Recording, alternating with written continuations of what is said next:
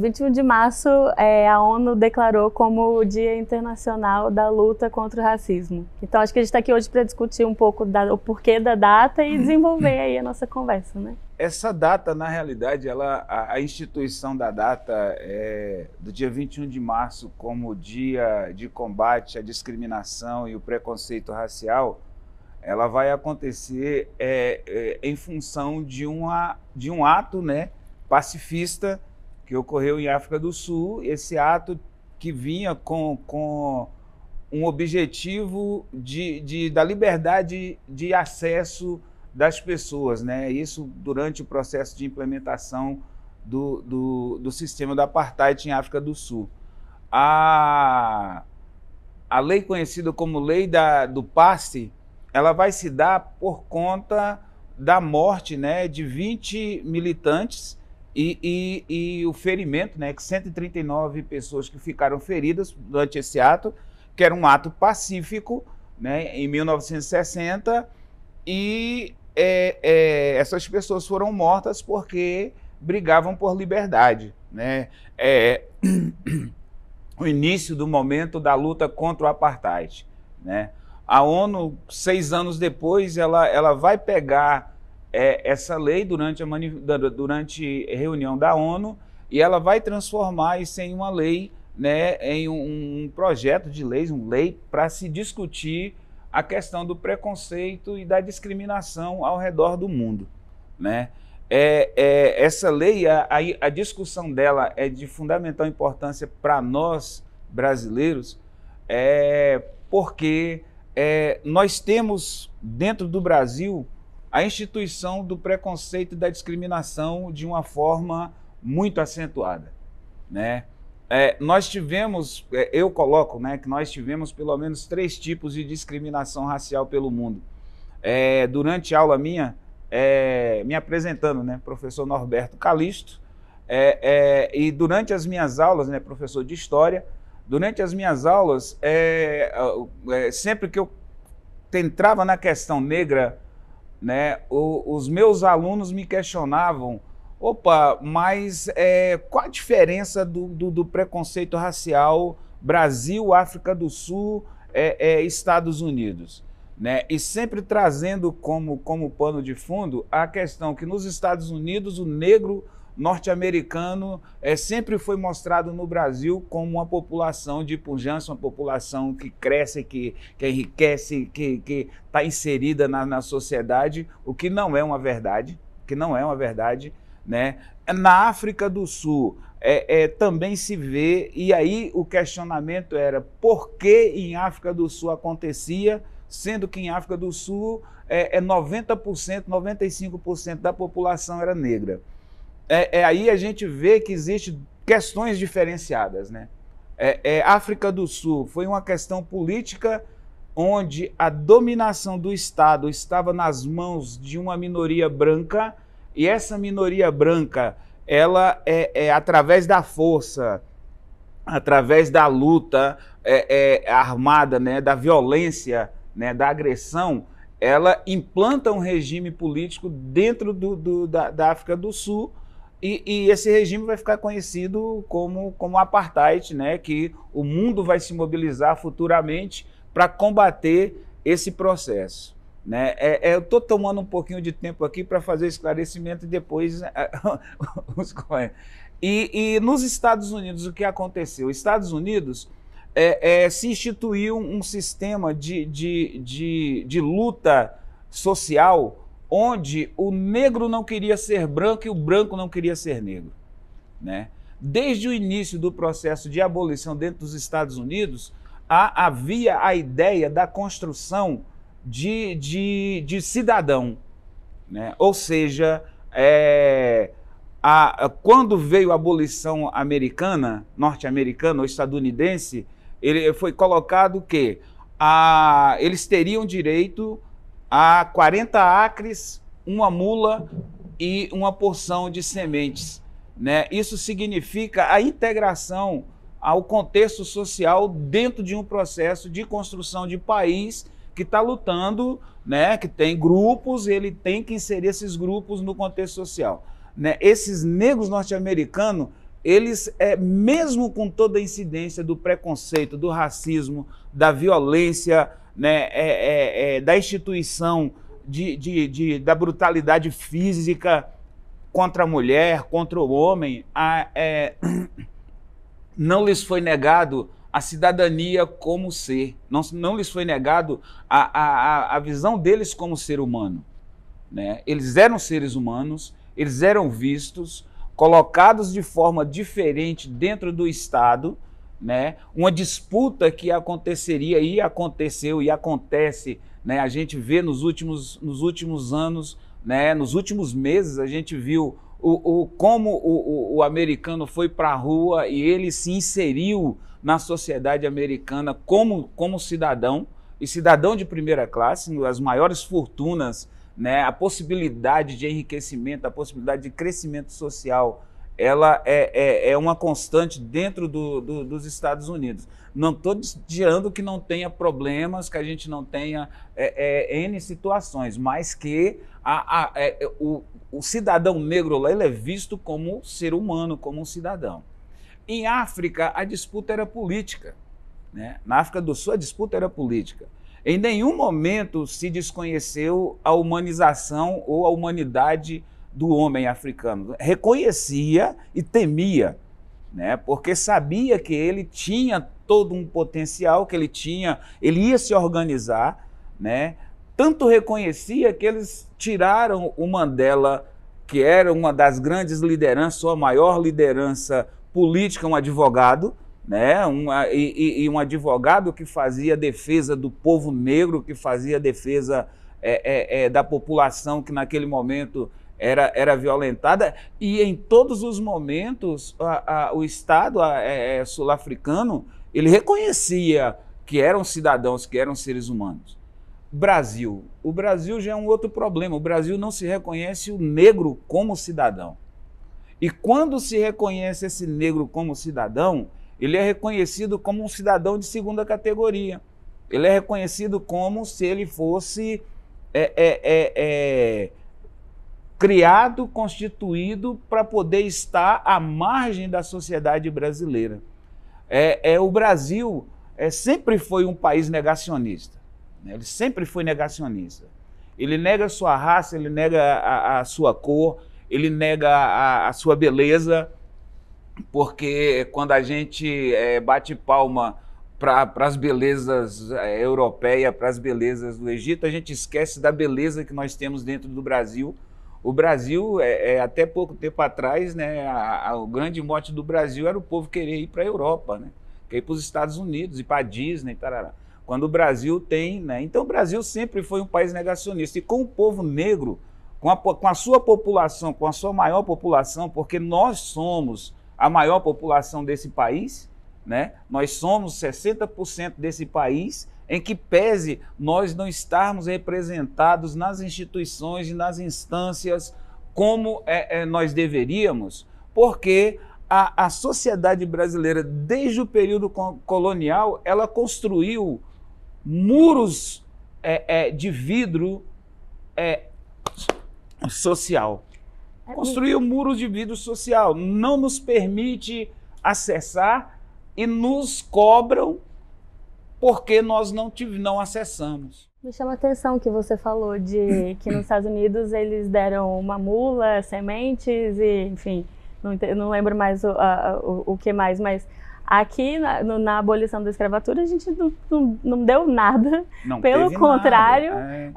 Foram jogados à margem da sociedade, onde começou as favelas. Eles literalmente foram jogados sem nenhum tipo de direito e nenhum tipo de dever. Inclusive, quando o Rui Barbosa queimou os arquivos dos escravos, é exatamente para o Estado não ter que pagar para os senhores de escravos a indenização que eles pleiteavam, falando que tiraram a sua mão de obra na época, então não faria muito sentido. Então, há uma revolta que teve na época, principalmente porque até 2 anos atrás, o Rui Barbosa era considerado uma pessoa branca. Então, ele era tratado como uma pessoa branca até 2 anos atrás. E isso é uma discussão que tem até hoje sobre isso e a importância que ele teve na história. Querendo ou não, de mostrar para não fazer o Estado brasileiro pagar essa indenização para os senhores dos escravos e mostrando que a população negra é uma população existente e é capaz de conseguir qualquer coisa, isso nos afeta até hoje, né? Como o professor estava dizendo. O processo de embranquecimento da sociedade brasileira ele sempre foi colocado, né? E o Rui Barbosa tinha lá, ele quando discutia isso, inclusive dentro da OAB, né? Que ele, como advogado também, dentro de todas as funções que ele ocupou, né? Pública, ele também era um maçom, né? Ele fazia parte da maçonaria. Ele era um abolicionista. Mas ele também atendia aos interesses do Estado. A gente não pode perder essa perspectiva, né? O Estado brasileiro é um Estado escravocrata. Nós éramos um Estado escravocrata, né? Não sei nem se a gente já saiu desse Estado, mas é um Estado escravocrata, né? É reconhecido legalmente, é apoiado pelo Estado. Então, quando o fazendeiro comprava um lote de escravos, ele recebia títulos do Estado brasileiro que lhes dava garantia de que ele poderia fazer aquilo, né? De que eles, em perdendo algum membro, ele seria restituído, seria reembolsado pelo Estado. E a gente não pode esquecer que era a base a base econômica do Império Brasileiro, posteriormente República Brasileira, era a base econômica.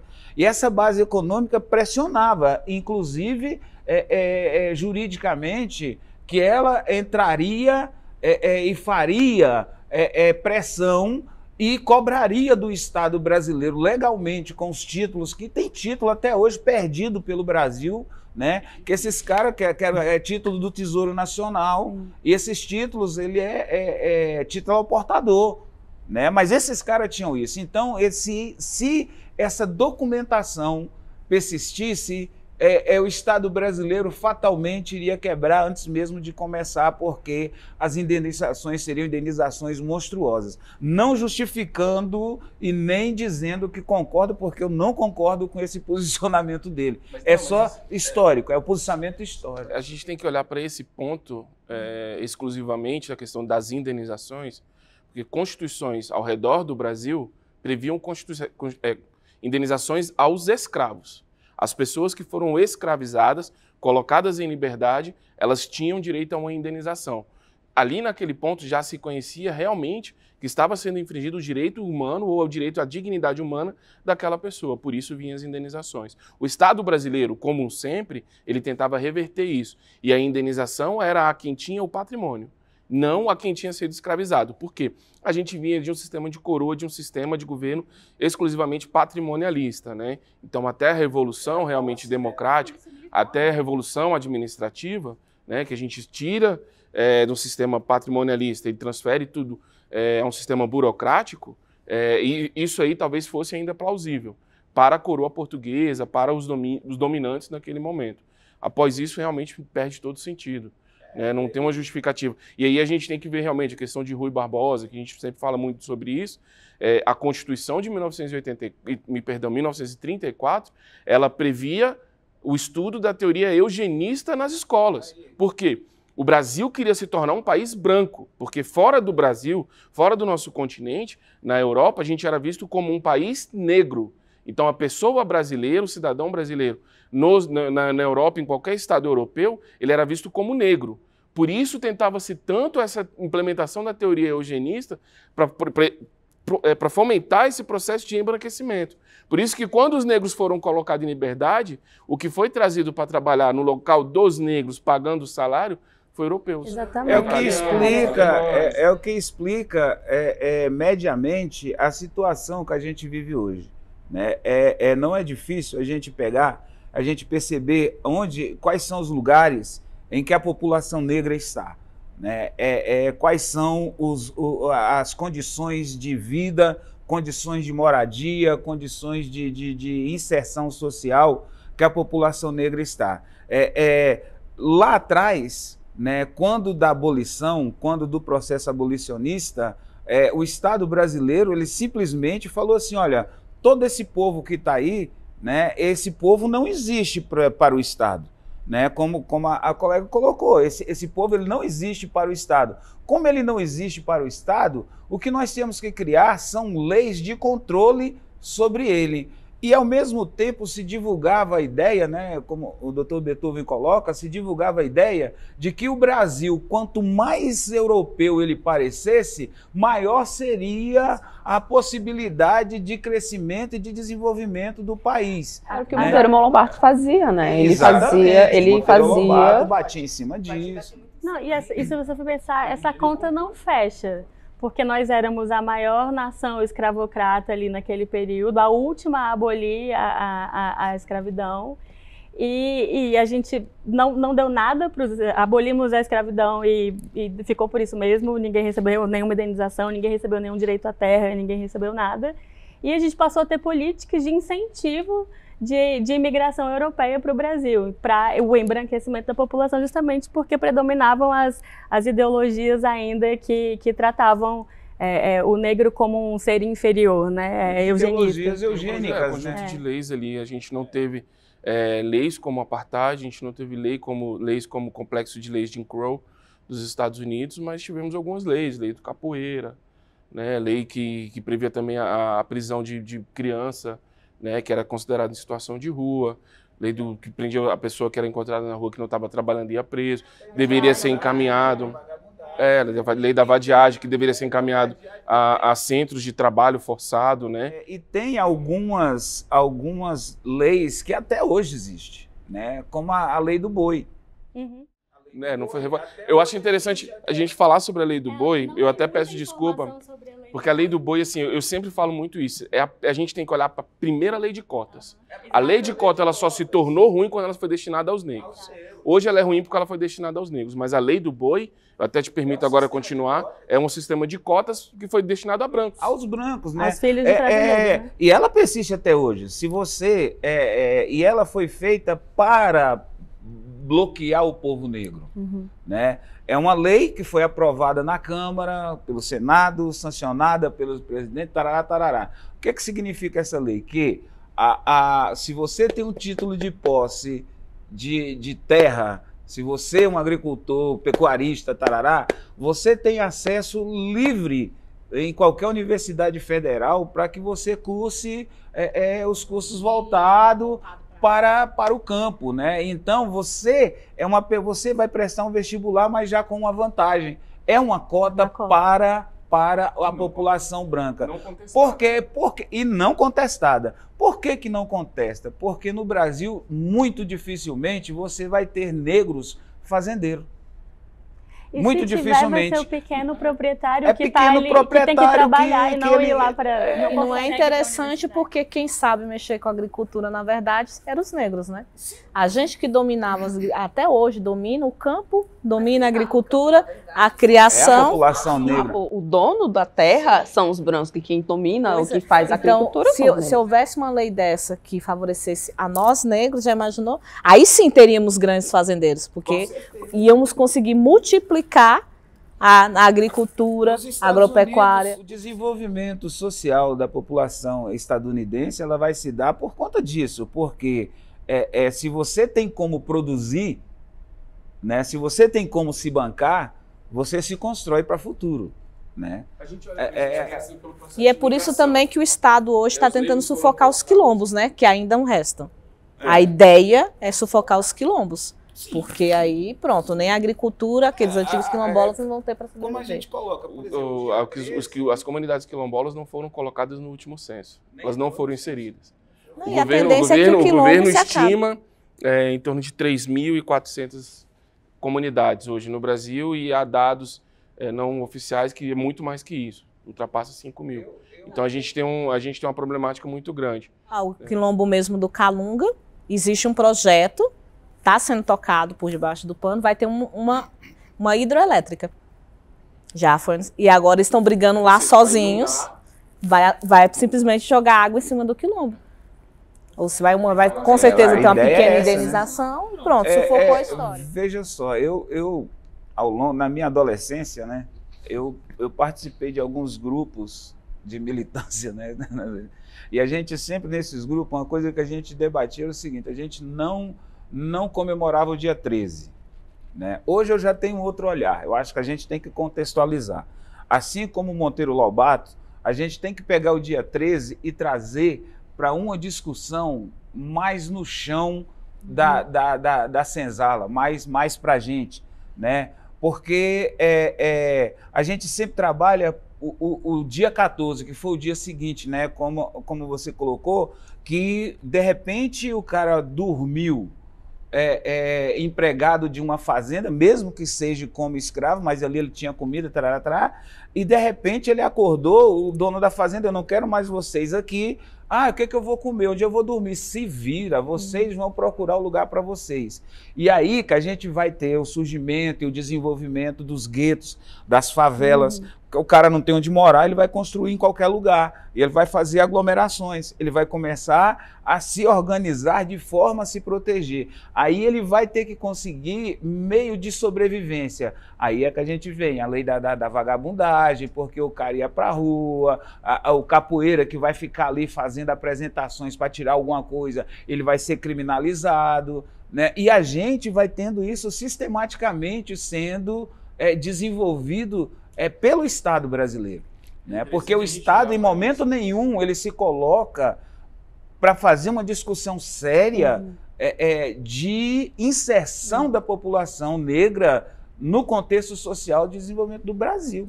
Se você pega 1910, mais ou menos, São Paulo ali, as grandes indústrias têxteis, 88%, 90% era formado por italiano.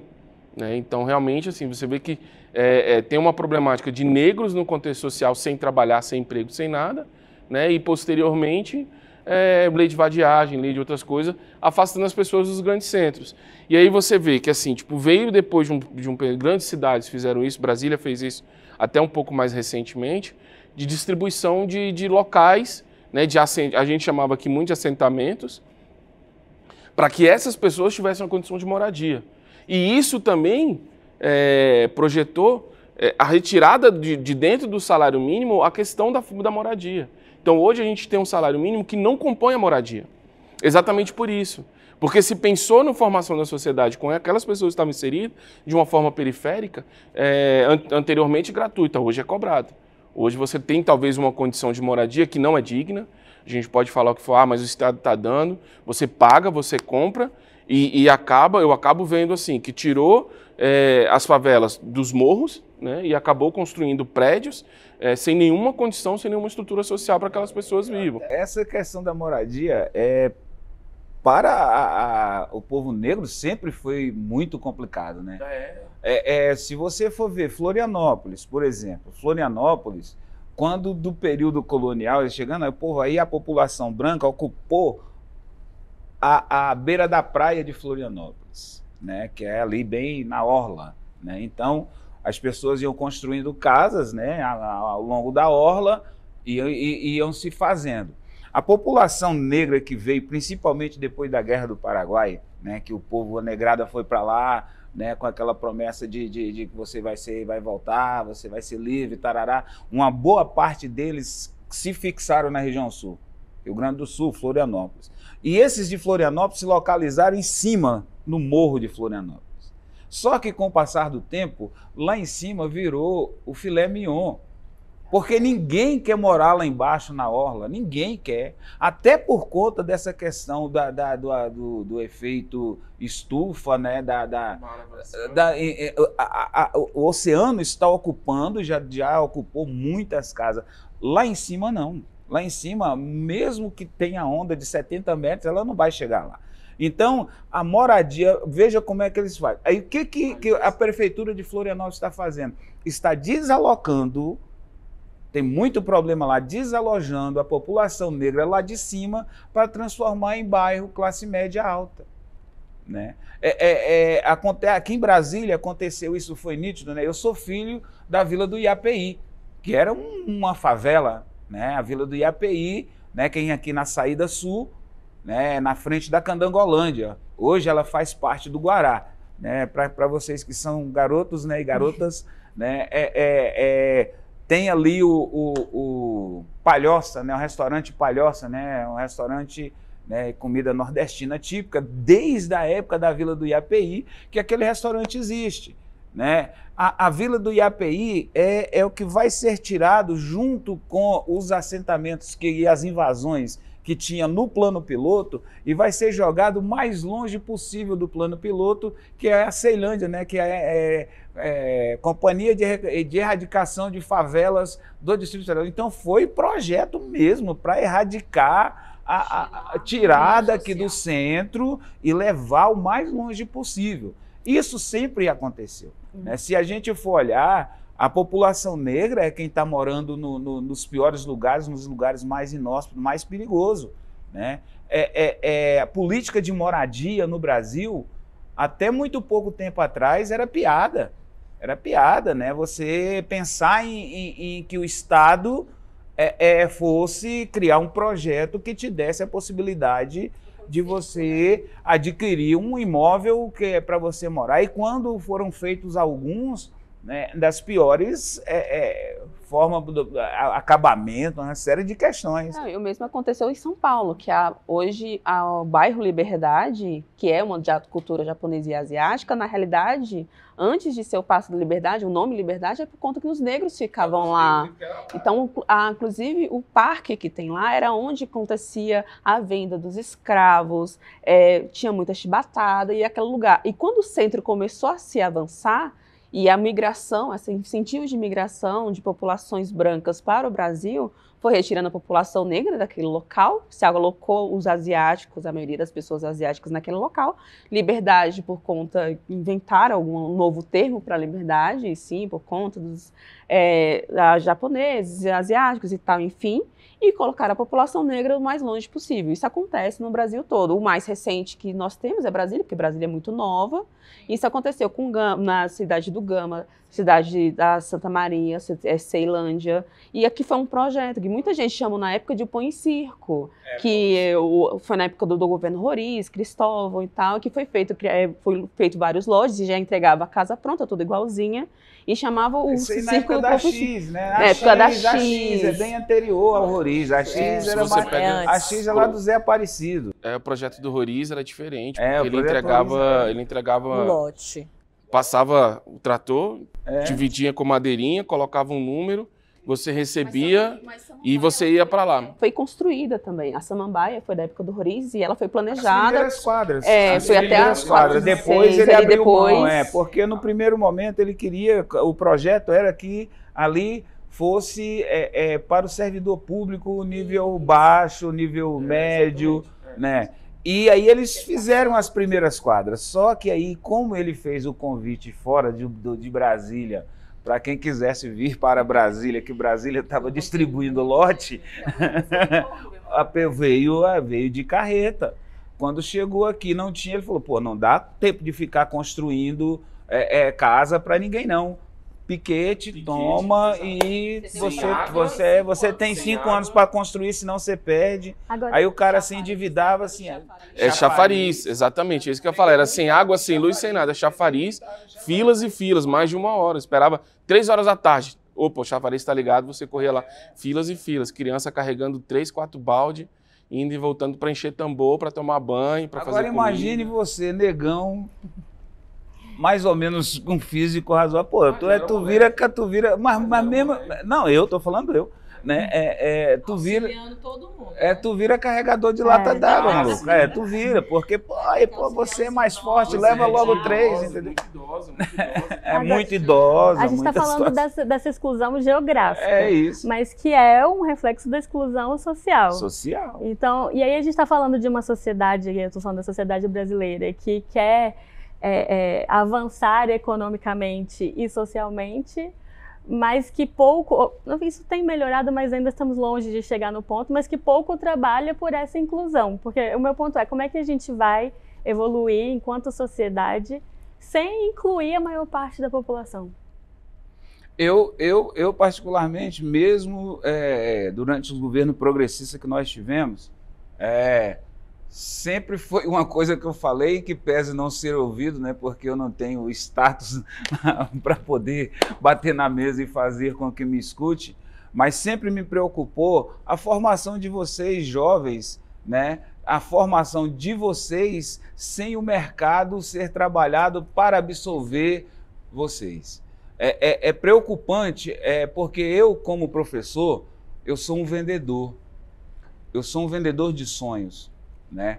E muitas vezes, quando eu estou ali na frente de um grupo de alunos, e eu digo a ele, e falo, olha, pô, vai, cara, pô, tu vai na faculdade que a tua vida vai melhorar, você vai conseguir, você vai desenvolver, você vai lá para frente. Aí o cara aposta nisso, ele vai. Aí ele passa fome, anda de ônibus, ele faz das tripas coração, ele consegue se formar a duras penas.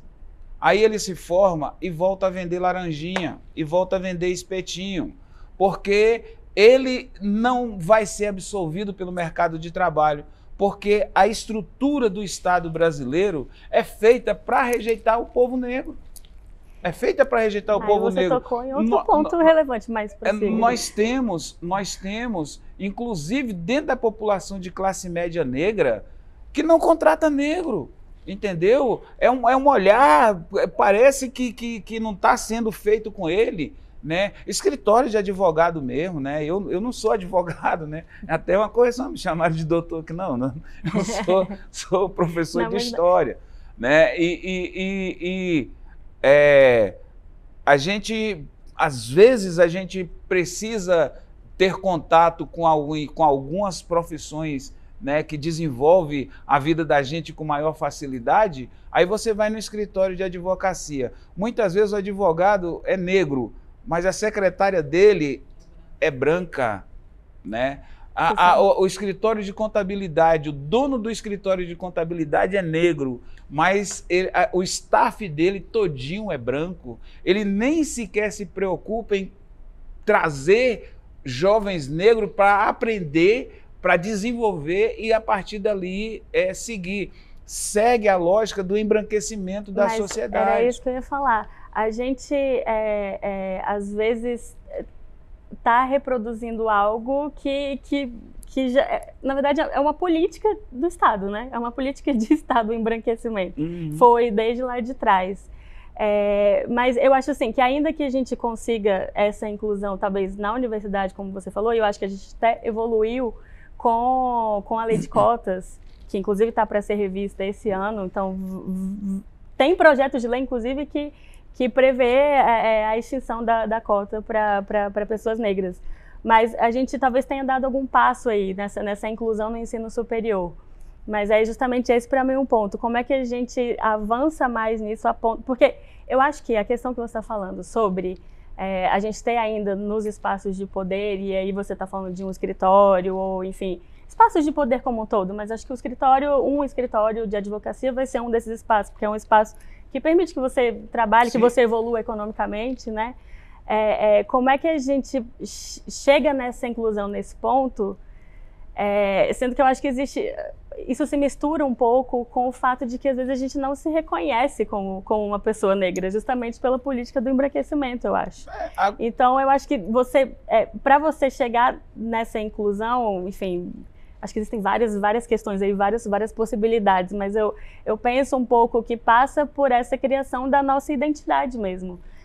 Passa pelo nosso entendimento, pela nossa conscientização de quem somos nós, e aí eu acho que a partir daí a gente passa a querer trazer outros, porque eu acho que a partir daí a gente começa a entender que é o nosso papel social também enquanto pessoas negras, né? Com certeza. Né? Mas assim, você falando, e aqui eu estou lembrando da minha época de faculdade, juntando o que o professor falou, e aí eu vejo uma outra situação.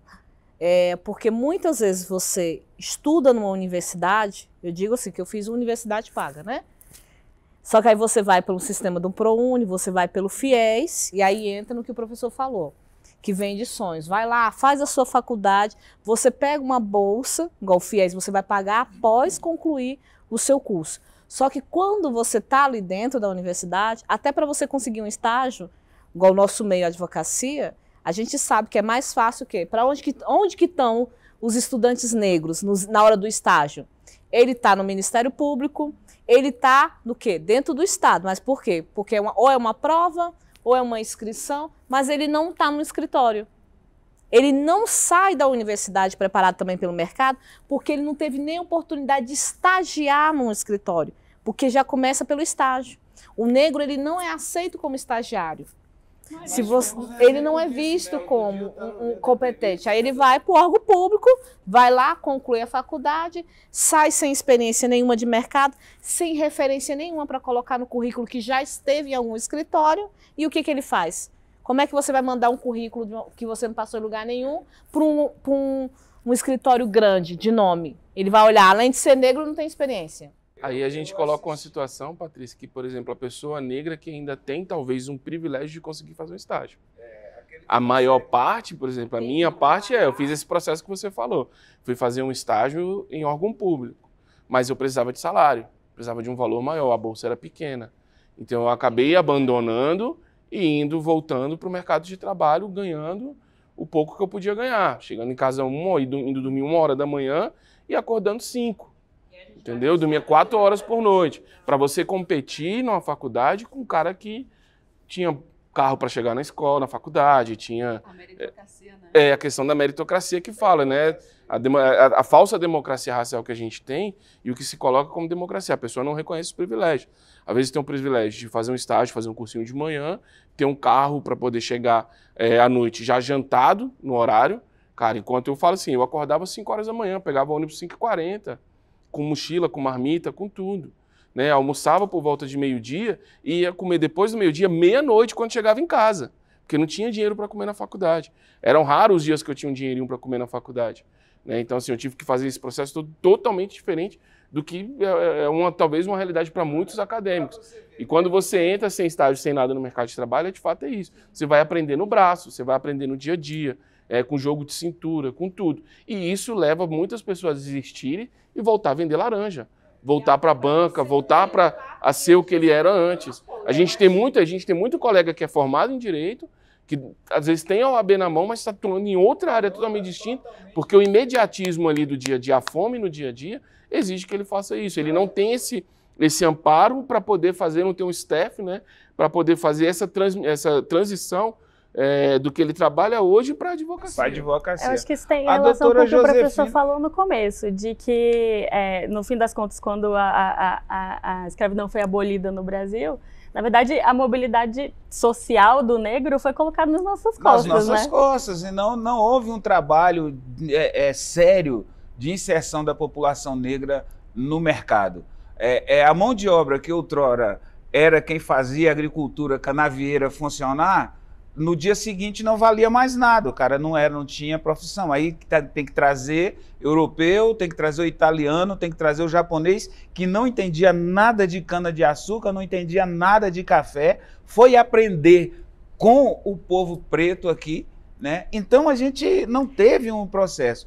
Aí você veja da seguinte forma, daqui mesmo de vocês, né? Eu sou meio curioso, então eu estava olhando a vida da doutora Josefina, né? Uhum. E eu vi uma entrevista dela com Ulisses Riedel, a doutora Josefina, e foi um momento ímpar, né, que eu vi que ela jogou na cara dele, ele elogiando, né, tecendo uma série de elogios a ela, a desenvoltura dela como advogada, como mulher, de guerreira, tarará. Aí ela virou para ele e falou assim, o senhor sabe que eu fui no seu escritório pedir um estágio como recém-formada, uma negrinha recém-formada, e você me disse não? Aí não, ele falou, eu levei meu currículo, esperei, e vocês me recusaram, né? Ah, foi bom, que aí ela entrou, ela é esperta, né? Ela entrou, fez, aí jogou nele, aí ela trouxe de novo. Mas isso é fato, A gente vai esperar que os donos do comércio no Brasil vá modificar? Eles não vão mudar, não vão. Você acha que a CIA vai abrir as portas para o povo preto? Não vai, ela ganha dinheiro com o povo preto do jeito que está, né? Tem um mercado próximo à minha casa, essa última semana, do Pão de Açúcar. Eu falei, meu Deus do céu, olha que loucura. Eles já colocaram 6 caixas eletrônicas, você não precisa mais ficar na fila do caixa. Tu pega o produto, passa no corredor, ele faz a leitura, você paga, você... Cara, 6 caixas daquilo é pelo menos 10 pessoas que eles mandaram embora. Sim. E quem são essas pessoas? Uhum. Somos nós. Uhum. Somos nós. Quem é que está trabalhando no caixa de supermercado? É a mãe solo, né? A menina negra lá da periferia que levanta 4 horas da manhã para poder chegar ali, e eles estão expulsando essas pessoas. O que essas pessoas vão fazer? Como essas pessoas vão viver? Essas pessoas vão fazer o quê da vida e dos seus? É um processo de construção do possível marginal lá na frente. É um processo que eles fazem na tentativa de justificar a imagem que eles criaram da população negra. Tá vendo lá, olha, é vagabundo, não vai em lugar nenhum, não tá, é preguiçoso, né? Pô, tá aí o mundo aí, ó, tanta chance, tanta oportunidade para ele, o cara não quer mesmo, tá vendo? Basta querer, pô, por que ele não pega um ônibus? Ah, pô, ele chegou, pega um ônibus 4 horas da manhã, pega 3, né? Agora, essa questão que você falou sobre o mercado de trabalho, principalmente no direito em si, é muito claro quando você vê que a maioria dos escritórios hoje exige o inglês ou uma outra língua. Inglês é praticamente todos. E mais uma segunda língua. Antes era só o inglês, agora está o inglês fluente, mais uma língua.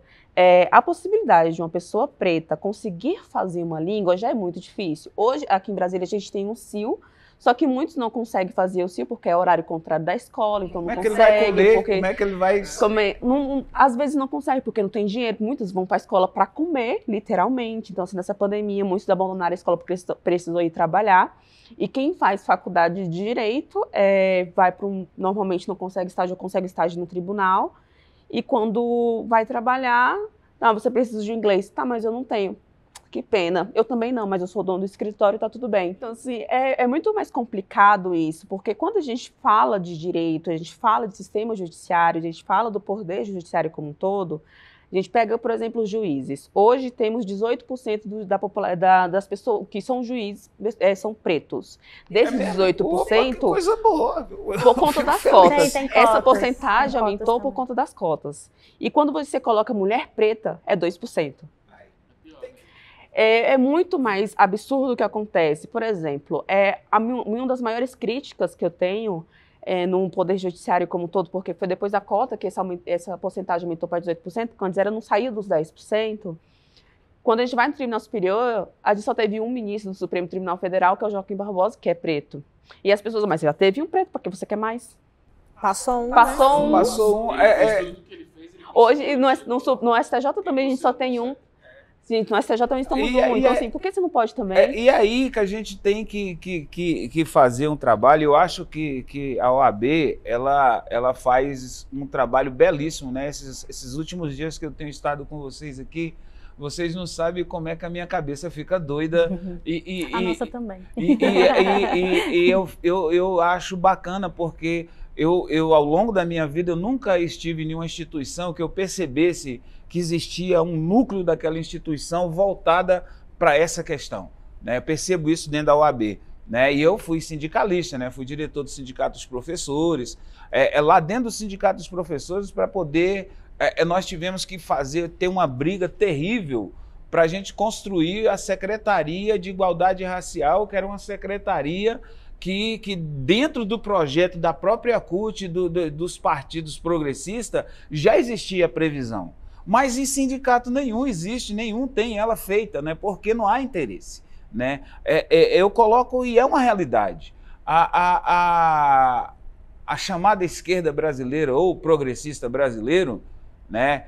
Ele é um progressista burguês intelectual, é o burguês intelectual. Ele não tem o contato com o povo, né? Então, o povo preto fica no meio numa corda bamba.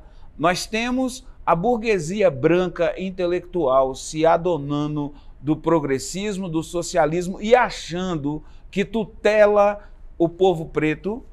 E nós temos do outro lado o burguês capitalista que tem sua base de enriquecimento na miserabilidade do povo preto, né? O burguês intelectual também, porque se você vai para a universidade, você vai competir com ele.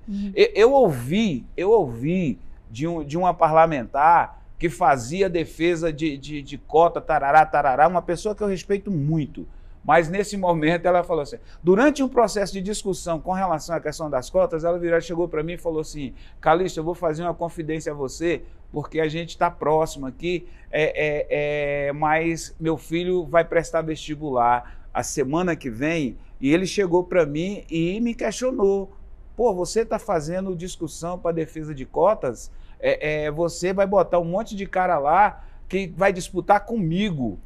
Eles muitas vezes não passaram pela mesma estrutura educacional que eu passei, mas eles vai entrar com uma certa vantagem. Ela começou a se questionar e ela viu porque é a questão da meritocracia, como foi colocado aqui. Só que a meritocracia no Brasil, como tudo que no Brasil vem deturpado, né? O negacionismo brasileiro é uma coisa louca, né?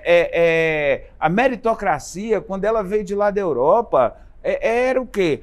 A baixa nobreza que não tinha acesso ao poder, que não tinha acesso ao desenvolvimento social europeu, e eles, por pertencer à nobreza, eles começaram a instituir a questão do mérito por pertencer a, né? Mas a meritocracia, ela vem acompanhada de oportunidades. Não existe meritocracia se não se tem oportunidade teoricamente, para que você seja igual, né? Então, no Brasil, a meritocracia é colocada como se o grande mérito seja você ser filho de, ou se pertencer a... É a questão de propriedade. Você tem que ser... Quando você coloca cotas para negros, são só 30%. Você esquece os outros 70%, também está concorrendo Exato, com você. Mas é porque a pessoa ela acha que ela já é pertencente àquela possibilidade.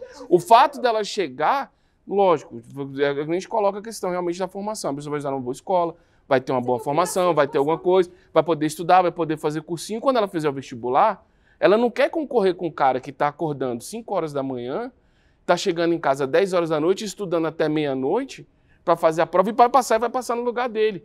Não é que vai passar no lugar dele, é porque o cara estudou também.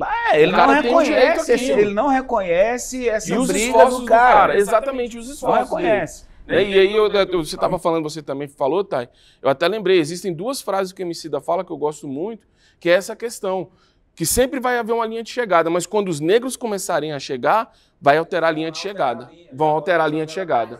E a outra questão é, beleza, todo mundo vai acreditar num Deus, mas quando chegar a minha vez, a vez do negro de ser Deus, vai todo mundo se tornar ateu. Então sempre vai ter uma alteração no procedimento. O negro ele nunca vai ter chance, porque quem pertence, quem se acha pertencente não, proprietário das vagas, de tudo, de todo o contexto da dominação do poder, que é o que vem realmente o racismo, quem se acha pertencente disso, ele tem que acreditar sempre na benevolência do povo negro para ele estar ali. Então eu tenho que abrir a mão da cota para eu não tomar a vaga dele. Eu não estou tomando vaga, parceiro.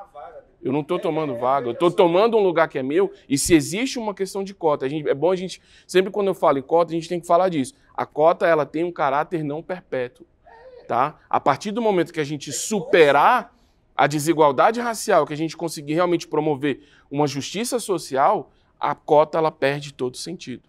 A partir do momento que nos tornarmos plurais. Agora, a parte ruim é porque a cota ainda não atingiu, está longe de atingir, mas como alguns já passaram pela cota, então tá bom.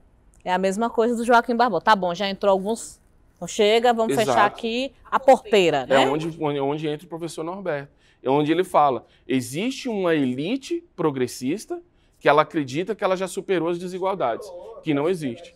E aí é onde a gente falar de política e falar de procedimentos ou de processos, de qualquer que seja de inclusão, de política pública voltada à população negra, é pensar em falar exclusivamente em escutar a população negra. Eu não posso falar e implementar uma política pública sem saber quais são os problemas. O Norberto trouxe uma questão que eu te falo assim, Norberto, é muito tida da população negra, que é essa questão de tentar um processo de migração, né, de uma classe social para uma outra, de uma flutuação social, tentar fazer esse processo, mas na sua cabeça, já foi implementado um sistema escravocrata tão grande que você já não consegue mais acreditar no seu processo de evolução. Eu acho que tem Você não uma acredita questão... no seu potencial, né? Tem uma questão de Você que, é assim, desacreditado todos os dias. por conta da questão socioeconômica que está atrelada, sem sombra de dúvida, por tudo que a gente falou aqui, a questão racial, às vezes a população negra está voltada para arrumar um emprego. Eu quero arrumar um emprego Exato. porque eu preciso sobreviver, porque eu preciso pagar as contas, porque eu preciso ajudar em casa. Que a população branca, e estou falando aqui, chegando ali na universidade, etc., no geral não tem essa preocupação, né? Tá trabalhando ali para chegar no ponto alto, Então, a gente também, além de tudo, nós não somos criados com uma mentalidade de eu vou ser dono do negócio, eu vou ser dono daquele lugar, porque quando a gente chega para ser dono, a gente consegue chegar lá e mudar a realidade de outros, talvez, mas a gente não consegue, na nossa formação, eu acho até formação familiar mesmo, a gente, porque as famílias não são famílias que têm até o suporte financeiro para isso, não é dado a nós sonhar, assim, acho que é isso um pouco, a gente não se enxerga naquele lugar, até por falta de representatividade também, né? Como você não, as pessoas que estão lá no poder não são as pessoas que nos representam, a gente não olha para aquele lugar e vê que é um lugar para nós, assim. Não sonha em chegar lá. Por mim mesmo, na minha família mesmo, quando eu me formei, a primeira coisa que meu pai falou, agora vai se dar para concurso, né? Aí eu quero advogar. Não, mas você tem que se dar para concurso, porque filho de fulano passou no concurso, filho de cicrano. Isso, por quê? Justamente por isso. É estabilidade, né? É estabilidade, como não tem outro negro lá, então você tenta passar no concurso, que já tá bom, então já chegou o ponto. Isso, acabou, não precisa mais passar disso. Não tiveram, e não tem aquele sonho de assim, meu filho vai, luta. Luta que quem sabe a sua história pode mudar a história dos demais. Não tem. A gente não é criado assim, eu pelo menos não fui criado assim. Então se você chegou aqui, tá bom. Até hoje meu pai fica. Quando começa a falar do escritório, podia ter feito um concurso, né? Porque tipo, quem tá do nosso lado, cara, tipo assim, eles veem a nossa luta, né? Vê o tanto que a gente sofre. Minha mãe me via chegando quase 1h da manhã, saindo de madrugada, às vezes ficava quase um meio de semana todinho falando com minha mãe só por telefone. Então eles veem realmente essa nossa luta.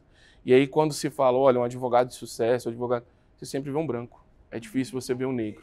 E aí vem aquela preocupação, será que ele vai conseguir subsistir? Será que ele vai ganhar o dinheiro suficiente para pagar um aluguel, para ter uma moradia, para ter uma família? A gente tem que ver também que a família negra, ela não tem esse alcance. A Jo fala muito disso. Ela quando não tem a esse Jo ela alcance. fala muito disso, quando ela fala que quando uma pessoa negra acende, toda a família acende junto. Acende, porque ela começa a se perceber diferente. E sei lá, eu já não sei mais os números, eu acho ver. que já passou de 200. Pessoas que a Jo trouxe da cidade dela para Brasília para chegar aqui e falar, olha, vai trabalhar, mas além de trabalhar, você vai ter que estudar. Ela sempre prega isso, vai estudar. É só por meio do estudo que você vai conseguir alguma coisa. E ela faz muito disso, de ser uma mulher negra que ascendeu e traz todo mundo junto com ela. Então sempre tem essa carga realmente. Mas também é uma carga que às vezes é meio covarde com a gente, Sim, né? sim. É covarde porque nós somos cobrados, né?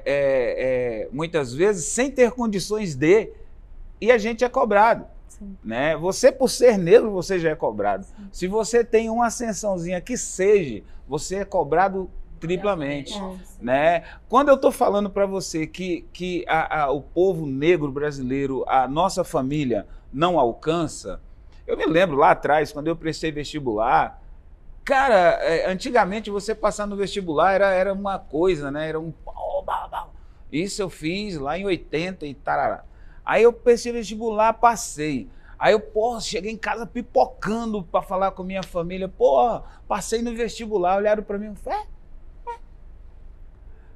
eu me formei, a minha família não tem, hoje sim, porque tem uma molecada nova, né? O Thiago até conheceu alguns deles, que hoje eles já estão inseridos, né? Estão brigando, já se formaram, são advogados também, já estão fazendo outro curso para poder... Mas não tinha essa noção do que era uma pessoa dentro de uma faculdade, da possibilidade que isso traria para mim e para eles, entendeu?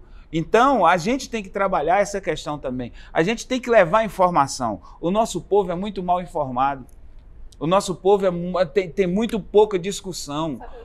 Não sabe a origem do nome. Antigamente nós tínhamos o botequim, que o cara ia para lá, pelo menos mal, ele conversava sobre o dia a dia, ele conversava sobre política. O botequim foi endemonizado, né? Que o botequim é o lugar de vagabundo, de pilantra, tarará. E eu não acredito muito nisso. Tinha o futebol, mas aí o futebol também meio que foi...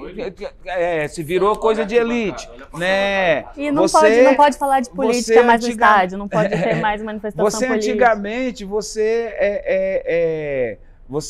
o cara, para pegar o jogador de futebol, o olheiro ia para o lugar de várzea para ele poder colher. Hoje não. Os moleques, o futebol virou bacana, pô. Então o cara, para poder entrar no centro de treinamento, o cara, pô, olha a grana que o cara tem que colocar.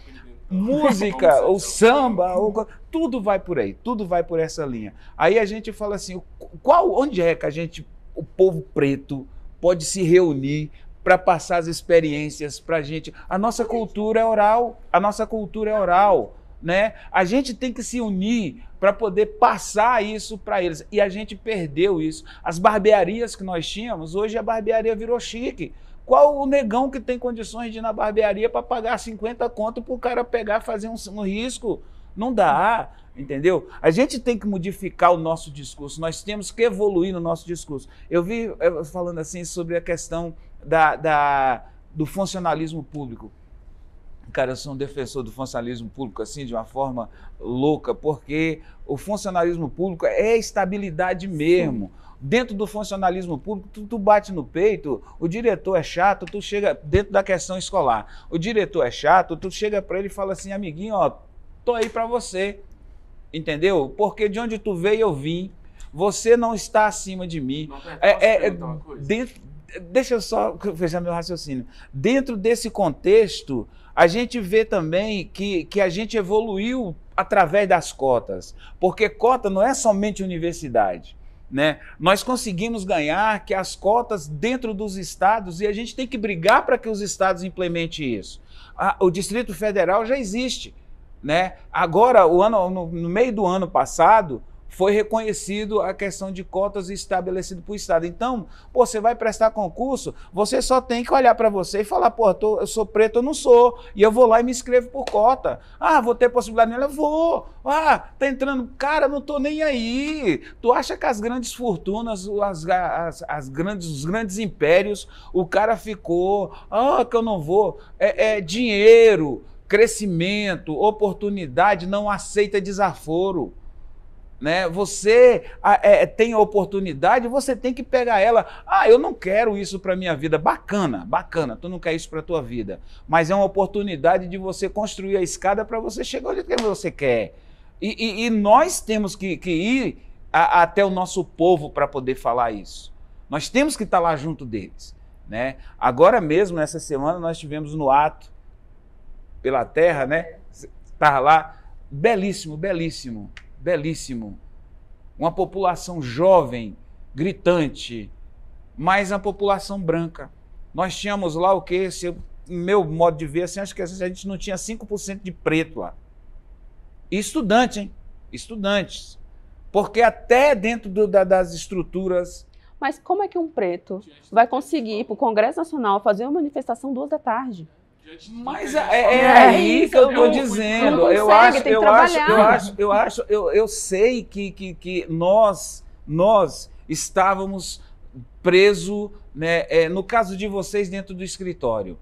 No caso da maioria do nosso povo, fazendo faxina na portaria, né, no balcão do supermercado, no balcão do botequim. A maioria do nosso povo estava. No lugar onde o negro é aceito e não choca ninguém. E não choca ninguém, porque ele é serviçal, ele está ali para servir. A posição de servir é bem vista para o povo preto, é muito aceito. Né? Mas eu vejo que nós que já furamos essa bolha, né, que nós superamos as estatísticas. Nós somos pessoas que jogou a estatística para o chão, porque estatisticamente nenhum de nós estaria aqui. Uhum. Muito menos eu, tá entendendo? Nós furamos a bolha, jogamos a estatística no chão e provamos que é mentira e que pode ser diferente. Mas para a gente jogar isso para frente, a gente tem que começar a pensar coletivamente e ter ações que realmente levem para frente. A gente não vai transformar de um dia para o outro. Não vai. A gente não vai chegar e... política. Né? Porque a gente precisa ocupar o espaço de poder. Ocupar. As pessoas têm medo de se candidatar, as pessoas têm medo de colocar cara a tapa porque tá com medo. Eu preciso... não tem incentivo dos partidos, às vezes, não tem incentivo das pessoas, dos grandes, para fazer ser candidato. Hoje, o TSE, em 2020, aprovou a cota para negros, tanto em quantidade de vagas, e tanto para cotas de fundo partidário. Então, assim, a mulher, mesmo sendo maioria da população, ainda tem um pouco espaço dentro do poder. E quando a gente fala de população negra, tem menos ainda. Esse ano, a gente comemorou 90 anos do poder de voto feminino, só que quando a gente coloca população preta, só foi em 88. Então, a gente só tem 34 anos do poder de voto, porque para votar há 90 anos atrás, você tinha que ter ler e escrever, não podia votar analfabeto, você tinha que ter uma renda própria comprovada e autorização do marido em caso de mulher. Pessoa preta não tinha condições de fazer isso porque normalmente não era alfabetizado, normalmente era analfabeto. Então, pouquíssimas pessoas pretas que conseguiam votar. E isso só foi conseguido agora nas Constituição Cidadã de 88. É muito, muito, muito recente. E quando a gente coloca pessoa preta no Senado Federal, a primeira foi em 2008. A primeira mulher preta na vaga do Senado foi em 2008. 2008 foi ontem. A mulher preta dentro do STF nunca aconteceu. O homem preto foi em 2006, foi ontem também. Então, assim, é muito recente que a gente tem a população negra no espaço de poder, ainda é muito, muito baixo, muito pouco. E você consegue pensar assim, um cantor famoso preto que você conhece hoje, antigo. Só o Gil. Você consegue pegar outro, assim, de forma muito rápida? Você não consegue, infelizmente você não consegue. Então, esse espaço de poder que a gente precisa colocar é incentivando as pessoas a se colocar nesse espaço de poder, se colocar, quando você ouvir por exemplo, estar no shopping, um segurança te segue porque isso acontece. Acontece demais. Dessa forma, assim, chegando no Supremo Tribunal Federal, as pessoas me perguntaram, mas você é a moça do café? Eu falei, nossa, moça do café se veste bem aqui, né? Não, eu vim acompanhar o julgamento, eu sou advogada. E como o segurança devia ser noivo, então não, ela tá aqui toda semana e tal, e conseguiu assim... Não, como diz a Jo, ele sabe que você é.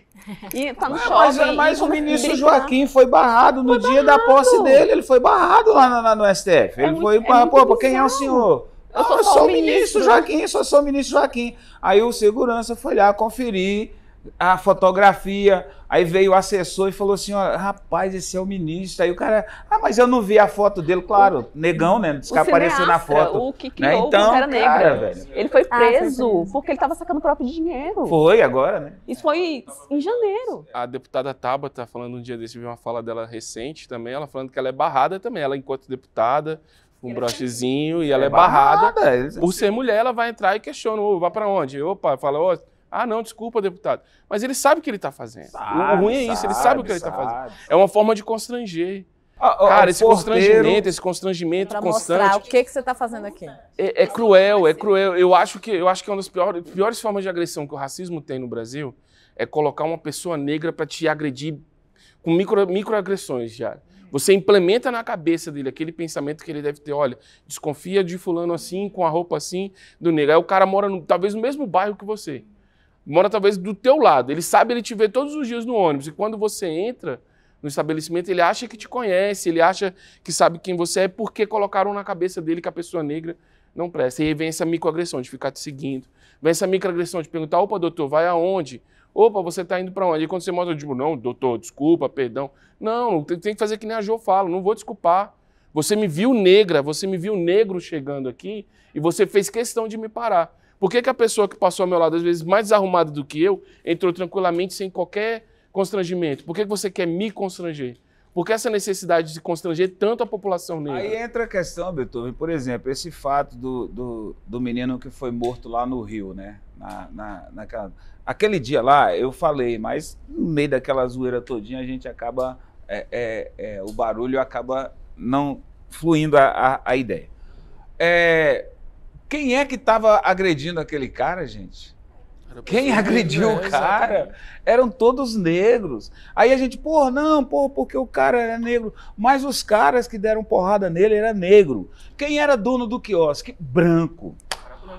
Por que que os caras, de repente, eles tomam para si a dor do patrão? Porque um quiosque em Copacabana não é um quiosquezinho. É quiosque que, pô... E aqui em Brasília não é muito comum isso, mas no Rio... tem a questão do cardápio, né? Que é o valor do cardápio.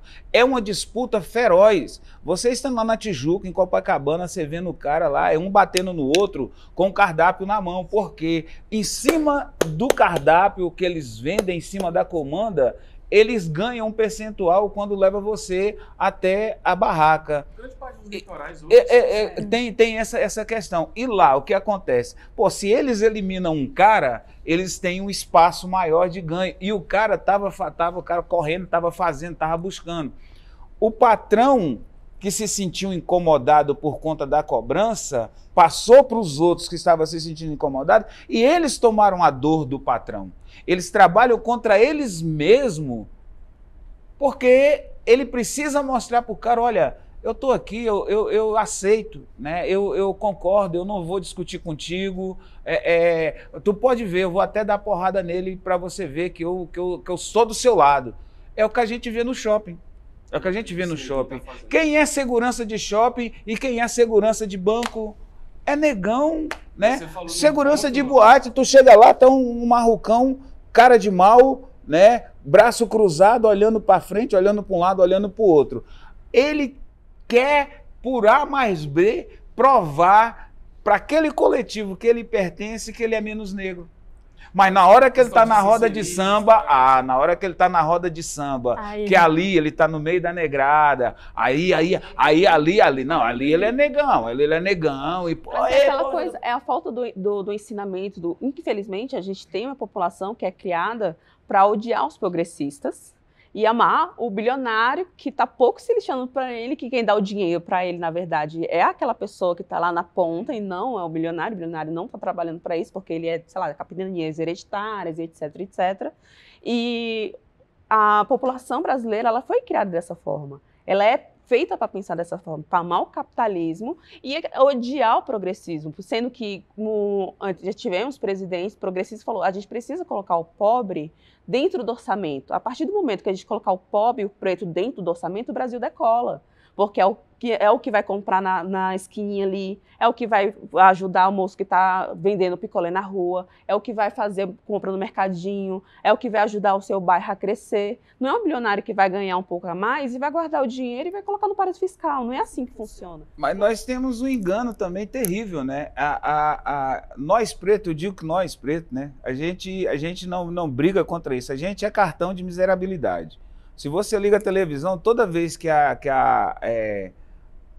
Cruz Vermelha, Unicef, tarará, vai pedir dinheiro, eles colocam, pega lá aqueles moleques lá da Etiópia, que nem existe mais aquela população lá, nem a população etíope nem está mais ou menos naquela situação, ou pega grupo da Somália e coloca naquela situação de miserabilidade que você corta o coração e se mata, que fala, pô, meu irmão, meu povo tá ali e eu aqui, né, não tô fazendo nada. Isso é tão claro agora com essa questão dessa guerra, que vocês veem o tratamento dos refugiados iraniano, somalês, africanos, refugiados não brancos. E o tratamento dos refugiados brancos, né? Então você vê a OTAN trabalhando, né? Outro dia eu até conversando com o Thiago, estava falando isso. Cara, você vê, os caras fez boxe, né? Que o cara se desce do trem, tu é refugiado, bacana, tá. Mas você desce do trem, você passa numa barraquinha, você tem roupa, na outra você tem medicação, na outra você tem comida, na outra você vai ser direcionado para um lugar onde você possa ficar, na outra você vai ser direcionado para um lugar que você vai ter assistência jurídica para que você possa se restabelecer. Quando é a população não branca, Cara, é aquelas barracas, é aquele auê, é grade, é quando tem, é grade, aquelas telas. A gente vê a reprodução do Holocausto dentro a todo instante. Aquela criança, né, em 2015, que morreu no mar, que tem o corpo dela assim, que foi uma comoção de uma semana, de pessoas que falaram assim, e hoje tá assim. Tem vídeos de repórteres falando que acho que tanto as pessoas brancas às vezes não se dão conta que eles falam claramente disso. Eles são repórteres falando, a gente está falando de europeus como nós, a gente está falando. Então eles estão justamente essa questão do se colocar no lugar. Nesse caso eles conseguem ter empatia e se colocar no lugar porque poderia ser eles. Por isso aquele inominável, né, falou aquela atrocidade com relação às mulheres ucranianas, tarará, tarará, né, com base no outro inominável também, mas a gente vê isso porque isso está dentro da cabeça do brasileiro, né? Se você tem a pele mais clara, você é uma pessoa de sucesso. Se você tem a pele mais escura, você já está fadado ao fracasso. Eu costumo colocar em tudo que é bate-papo assim que eu estou, principalmente se rola uma cerveja, uma coisinha assim, a cabeça flui, abre, fica legal. Aí a gente começa a conversar um monte de pipoca, de miolo de pote. E no meio desses miolos de pote, uma coisa que eu coloco é que a gente tem que ao invés de estudar o povo preto, nós temos que estudar o povo branco. Estudar o povo branco. É um povo que nós vivemos em uma sociedade patriarcal, católica, cristã, católica, machista, todos os istas que a gente tem para essa sociedade. E essa sociedade, ela se construiu assim. Os filhos dela é cobrado assim. Quando esse cara não responde aquilo que ele é cobrado, ele é muito mais massacrado que a gente. Aí ele se volta contra a gente com força e carga total. Aí ele se junta mais um grupo. Ou seja, a gente tem que estudar esse povo também. Por exemplo, aquela criança, né, que o pai pagou a escola para ele a vida toda para que ele se tornasse o juiz. Para que ele viesse a ser juiz, porque o pai queria um juiz. Então ele bancou Mackenzie, bancou Objetivo, bancou não sei o quê, bancou não sei o quê. Você fazer esses cursos é caro, né? Ele bancou, ele investiu. Quando esse cara não responde que ele não vai ser juiz, aí a banda muda de figura. Aí ele sente como nós nos sentimos, como nós somos tratados, né, ao longo da nossa vida. E aí ele percebe. Mas aí ele tem uma vantagem, porque se ele se reconstruir, ele volta a ascender. Ele pode não ser juiz, mas aí, ele chega uma promotoria, eu tenho um pouquinho, tá entendendo? eu tenho um pouquinho de ceticismo com isso, porque eu não consigo ver um cara nessa situação chegando num patamar que chega um jovem negro. Não chega, ele não vai, porque a família resgata ele. Por exemplo, resgata assim, ele antes. É comum você ver um cara desse, assim, que foi preparado para ser grandioso, né? E aí, às vezes, está lá no meio de traficante, ele é preso. Cara, vai para uma clínica e coloca um atestado de borderline nele. Nem traficante ele é, né, no jornal. No jornal. É jovem aliciado pelo tráfico, qualquer coisa do tipo. Eu tenho muito ceticismo com isso. Eu sempre falo muito a questão do livro da Carolina de Jesus, quando ela fala que o homem branco, né, se torna, favela do Canindé, quando ele vai para a favela, ele acaba se tornando negro, porque ele se torna no mesmo contexto de invisibilidade, a época realmente do ano que eles viviam, de invisibilidade. Hoje eu acho até um pouco mais difícil. Por mais que a pessoa branca tenha as dificuldades, em determinados pontos ela ainda vai ter um pouquinho de privilégio a mais. Se a gente concorre, digamos, olha só, se você concorre, por exemplo, eu falo em loja de shopping, pega uma loja de shopping de uma grande joalheria e vê quem são as vendedoras que estão lá dentro, as consultoras, porque nem vendedoras, são consultoras, vê quem são elas, entendeu? Muitas delas falam inglês, espanhol, ganham um bom salário. Vai na loja de roupa comum, por exemplo. Né? Quem é que está lá naquela questão de loja de roupa comum? Loja de departamento, que não tem comissão, não tem nada, é só o percentual do que vai sendo vendido, repartido entre todos. Então, ou seja, mesmo ainda em situações que você poderia considerar equiparadas ali, ainda o tom de pele ainda te dá uma vantagem. Com certeza. Tá? A mulher branca, por exemplo, ela colocada numa situação, por exemplo, de faxineira, de empregada doméstica, por exemplo, ela é muito mais fácil de a pessoa falar, olha, mas poxa, coitada, né? Pega uma folga, faz isso aqui, não sei o quê, do que a mulher negra. É comum quando você vai no final de semana num shopping, num restaurante, você vê um casal, uma família, e tá a babá negra lá no final de semana cuidando da criança, dando comida, porque a coitada da mulher que não trabalhou a semana inteira, não fez nada a semana inteira, estava lá só para cuidar da família dela, digamos assim, ainda assim no final de semana não pode cuidar do filho, tem que ter uma ama lá, digamos assim, ainda cuidando.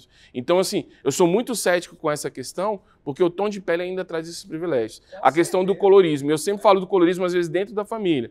Né? Eu pego dois irmãos dentro da mesma família. É muito mais propenso que quem tem a pele clara tenha um sucesso do que quem tem a pele negra. Por isso às vezes, eu tenho uma preocupação com a discussão do colorismo. Eu tenho essa preocupação, porque todos nós aqui, dentro das nossas famílias, a gente tem branco, tem preto, tem azul e tem lilás.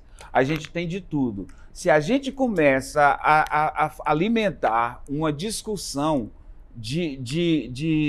a discussão do colorismo, a gente está levando guerra para dentro das nossas famílias, que já tem muita. Mas é importante a gente tratar o colorismo desse jeito, porque quem tem essa questão dessa guerra, dessa implicação que a gente falou até anteriormente, é o que a sociedade coloca na sua cabeça. Então, se a gente vive numa sociedade em que o racismo é estruturado, as instituições têm um sistema de racismo também dentro dela, é muito fácil trazer o externo para o interno. Então, não parte de dentro da família, é externo. É externo. Por isso a Patrícia colocou a preocupação. Às vezes, quando se forma, é muito mais fácil, talvez, para a mulher negra falar, olha, vai lá, faz um concurso. Isso aconteceu muito, Eu estava conversando com a Patrícia, ela você falando, né, que você faz uma discussão, eu trabalho com as mulheres, né, que eu acho isso bacana. E aí vou com você aqui, tem a questão da inclusão da faixa progressista que nós temos no Brasil. Eu vejo assim, muito entre aspas, nessa faixa progressista. O próprio feminismo, eu não tenho autoridade da mulher, né, para poder fazer essa discussão. Mas eu, como homem negro, marido de uma mulher negra, pai de jovens negros, pai de menina negra, avô de menina negra, eu vejo que o feminismo do Brasil, o socialismo brasileiro, ele, novamente eu digo, ele é burguês intelectual. Ele é burguês intelectual. O feminismo que é discutido no Brasil é um feminismo muito para a mulher classe média alta, burguesa, que frequenta a faculdade, que é branca, loira, né? Essa mulher, ela sim é trabalhado, o feminismo é trabalhado a questão dela, do empoderamento, dela se fazer presente, dela fazer a discussão. Quando se vai para a população negra, eu não vejo o movimento feminista abraçando da mesma forma, com a mesma coragem. Porque, se a gente for ver, quem são essas mulheres que são agredidas, gente? Quem são as mulheres que levam porrada todo dia? São mulheres negras, são mulheres que estão lá, que, porra, ela leva porrada, tem que sair quebrada de casa para ir trabalhar, né, na casa de uma outra mulher que sequer percebe que ela está com o olho roxo, que ela está com o braço roxo, que ela está com o joelho arranhado, entendeu? E aí essa mulher sai de casa com a bandeira dizendo, oh, mulheres unimos, mulheres parará. Cara, velho, isso é louco isso. O nosso feminismo ainda está muito centrado nisso. Eu falo assim, e para mim é fato, né? O que jogou a Dilma naquele processo todinho do impeachment, naquele processo todinho da cassação, quando eles começaram, foi exatamente quando a Dilma sancionou a lei da microempreendedor individual, que ela quebrou o último grilhão das favelas que existia no Brasil.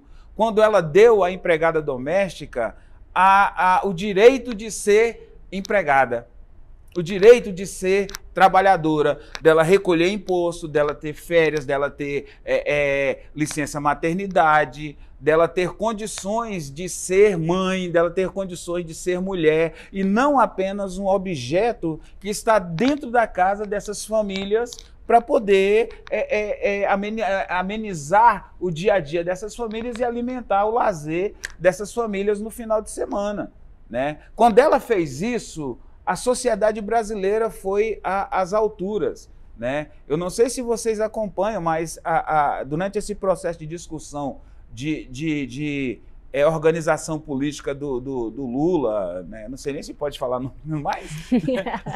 Desculpe, mas eu estou falando a coisa do professor.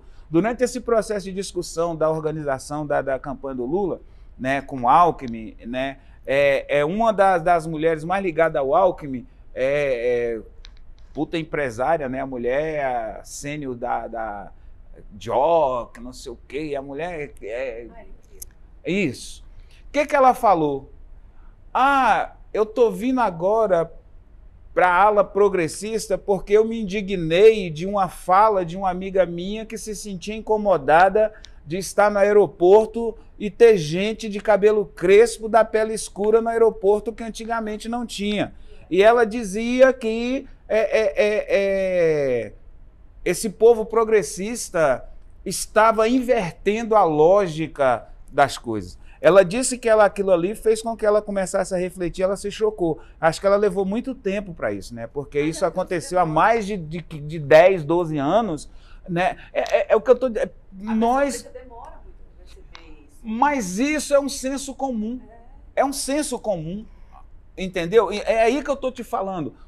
Pô, uma mulher preta, que passa por determinadas situações e ela não tem a sensibilidade de se colocar no lugar da outra para poder trazer de verdade para uma ascensão.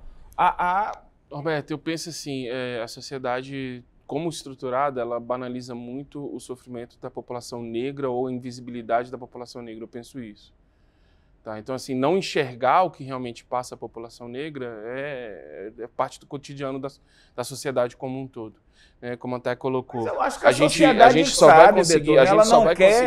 Ela não quer assumir, mas ela sabe, ela não quer admitir. Uma parte sabe, mas não quer enxergar. É muito bom você estar em um patamar que você olha para baixo e você fala, cara, eu não passo mais por aquilo. Né? Eu sempre falo muito assim, hoje a gente não questiona tanto o Estado porque foi propiciada a população brasileira ter carro, ter geladeira, ter televisão. Pele branca, né? O que antes não tinha, o que antes a gente não tinha, há 20 anos atrás, 30 anos atrás, o que a gente tinha muita dificuldade de ter, nos últimos anos foi proporcionado isso. Então a gente acabou esquecendo, muita gente esqueceu a dor da fome. A gente não consegue mais olhar para essas pessoas que estão nesse estado e falar, cara, está passando fome, eu tenho que ajudar, eu tenho que fazer alguma coisa. As pessoas se tornarem diferentes. E aí é onde você coloca, realmente, a questão existe uma burguesia progressista? Existe. Né? Assim como existe uma burguesia progressista, existe uma galera da direita também que está preocupada com essa galera que está passando fome. Então há dos dois lados, há conflitos dos dois lados. O que eu sinto, o que eu vejo que falta para o Brasil realmente no contexto político é o avanço da mulher negra. O avanço da mulher negra, o avanço do homem negro na política para tornar aquilo dali plural. Tá? A gente vive num país... fazer políticas para o nosso povo também. Exato. Sim, Exato. A partir do momento que a gente está lá na Câmara e no Senado, né, a partir do momento que a gente tem a caneta de verdade na mão, aí a gente pode modificar uma porrada de coisa. A gente tem os povos originários, não tem representação, é muito pouco. Por que os indígenas também não podem ter 10% lá dentro da casa? Para pegar e falar, olha, um PL 191, um PL 490 não vai passar nunca, porque isso está tirando da gente a terra. Olha para a OIT 169 e fala, tem um marco temporal, eu tenho direito a voltar para minha terra. Por que vocês não estão respeitando isso? Por que eu tenho que levar isso para o STF decidir? Me fala, tem algum indígena no STF? Será que ele vai conseguir olhar para o povo indígena e vai falar, olha, qual é o valor cultural, o valor histórico, cultural daquela região, daquela terra? Por que não tem nenhum quilombola no Congresso? Por que os caras vão olhar para lá e vai falar, olha, vamos passar uma usina ali, vamos encher o quilombo e ninguém vai falar nada. Por quê? Não tem ninguém para defender. Então, o que a gente fala de questão política é isso. É trazer, não é nem é questão de representatividade. Não é nem somente local de fala. Eu posso chegar lá, falar e não vou ser ouvido. Mas é questão de representatividade. É colocar mais pessoas negras, é colocar mais indígenas, principalmente colocar mais mulheres. Eu acho que enquanto não tiver mais mulheres nas casas legislativas, a gente vai sofrer. Enquanto não tiver mais mulheres negras, como Jo, como Thay, como Lívia, como Patrícia, levantando a voz e falando, eu estou aqui, e a partir de agora você vai me ouvir. É o que a Jo fala, a partir de agora você vai me ouvir, você querendo ou não. E a Jo, ela tem muito disso, de ela apontar, você fez, obrigado que você fez, mas se eu não tivesse aqui, você não teria feito. Se eu não tivesse te provocado, você não teria feito. E é disso que a gente precisa. Desse tipo de espaço, da ocupação desse espaço, por essas pessoas, por essas mulheres, por esses homens, para que eles cheguem lá e falem, vocês querem fazer, vão fazer. Mas não vão fazer sem mim, para mim, porque eu sei o que eu quero. Então, a partir de agora, vocês vão fazer ouvindo o que eu tenho para falar, o que eu tenho para dizer e ouvindo o que a minha população tem para falar. O que eu ia te perguntar mais cedo é a questão do lugar de fala. Então, quando eu digo assim, o meu lugar de fala, não é somente o meu lugar de fala somente para o discurso vazio. Para o discurso, opa, não. No nosso caso não é vazio, né? É um discurso real, concreto, mas muito pouco ouvido, muito pouco escutado. Mas eu tenho que ter esse lugar de fala. A partir do momento que eu vou para as instituições, né, que vai realmente fazer com que mude a estrutura do país, com que modifique essa coluna, cara, eu tenho que ir e eu tenho que ocupar esse lugar de fala. Eu digo o seguinte, até na reunião do botequim, né, aquela reunião que você é meio convidado sem ser convidado, né, por um determinado grupo, você tem que estar presente, porque se o cara falar assim, olha, pô, negão é ladrão, tu fala, não é não, tu pode ter um cidadão que rouba, mas negro não é ladrão, isso não é sinônimo de negro. Eu tenho que estar lá para poder questionar, entendeu? Ah, toda mulher negra é isso. Não, não é. Eu sou casado com a minha mãe é negra, e não é isso que você está colocando. Você está entendendo? É nesse sentido que eu falo. Da mesma forma, isso tem que ser feito também dentro por exemplo, na Câmara, no Senado, aqui dentro da OAB. Né? No caso assim, Norberto, você traz uma questão do estereótipo, que a gente tem um estereótipo histórico, que eu particularmente penso, até no que eu ia te questionar, a questão da educação. Eu acho que essa desconstrução sobre a imagem histórica que se tem do negro parte da educação. Sim. Eu penso nisso. Tá? A implementação da Lei 10.639 nas escolas, e aí o que eu ia te questionar realmente é isso.